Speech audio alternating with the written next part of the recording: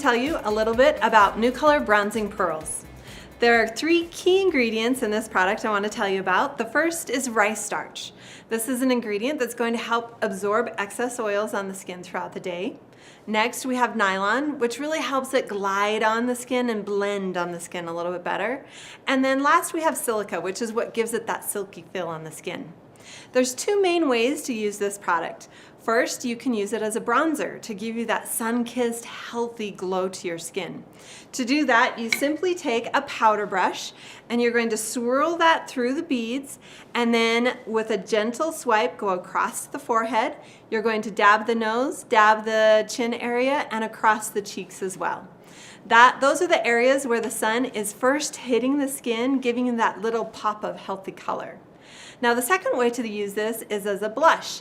It can give you a warm, blushed look in the cheek area.